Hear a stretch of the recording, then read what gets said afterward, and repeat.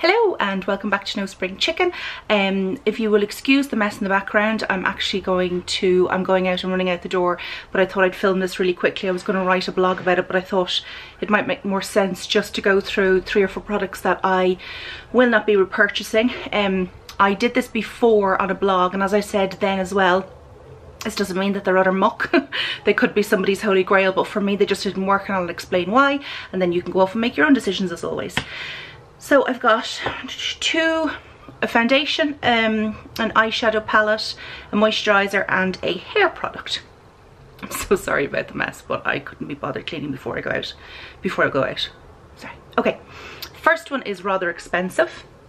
This is a By Terry foundation, and I have seen some bloggers who I love, like Lily Pebbles and Caroline Barnes, who's a lovely makeup artist, rave about this, but it's just for the money. It's really expensive, and for the price I thought my skin would look like completely flawless, as it can, not flawless, but it can look pretty good with some really good high-end and lower-end foundations as well. But with this it just didn't work. It is called the Light Expert Click Brush. Really handy, click click click, rub it over the face, but I find the brush quite stiff, so when I rub it all over my face I still need to use the beauty blender to bop it in, because otherwise it just kind of leaves streaks, and for that price, streaks on that perfect face, no. So anyway, I won't be buying that again. It is very handy if you are out and about and you want to touch up, so you can just go and then pat it in, which is great. But for probably, I think it was 60 quid or something ridiculous, I got it a little bit cheaper in the airport. Won't be getting that again. The next beauty, excuse me, I'm actually having a drink of wine. Cheers, it's Mother's Day. Last time I did a film, my makeup was all over the gaff, so we'll do that. Okay, so the next disappointing product for me is the Huda Beauty Smoky Obsessions. I was so excited to get my hands on this. I saw it on Brand Thomas online, and I got it online. Actually, I didn't even wait to go in. But you see that? This colour? I've literally tapped it with a brush and it goes everywhere. Same with all of them. I'm not even going to do it for you now because I don't want my floor destroyed. I hoovered it this morning. It's absolutely woeful. It just crumbles everywhere. When you do your eyes, you will do a lovely bit of smoky eye, and it ends up all down here. Now, I don't mind a little bit of fallout sometimes with makeup. That happens, it's fine. But not to the extent where half of the product ends up down all over your foundation. I wouldn't, excuse me, I wouldn't recommend putting this on unless you have an eye primer and a bit of foundation and a bit of powder and a bit of glue. Otherwise this is just not staying on your face. Not for me anyway.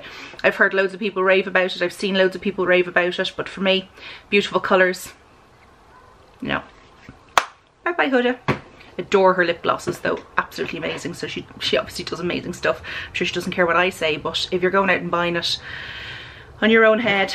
Now the next one, I was actually quite excited to read about. It is the Olay Total Effect 7-in-1, and I thought, oh, 7-in-1, really handy, because I do tend to layer all my products, and I thought that'll be nice. But it just doesn't give me enough moisture. Sorry, as I was saying, it is Olay 7-in-1, so I thought, oh, a serum, a moisturizer, I think it is peptides, lovely, throw it all in one, that'll be amazing. Yeah, it's nice, but 7-in-1, it definitely doesn't work as a 7-in-1.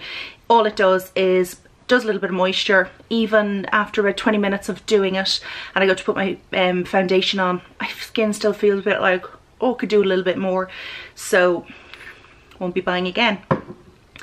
Last one, this is going to be a very quick video. The last one is a dry oil mist from Schwarzkopf. Schwarzkopf. Got to be oilicious.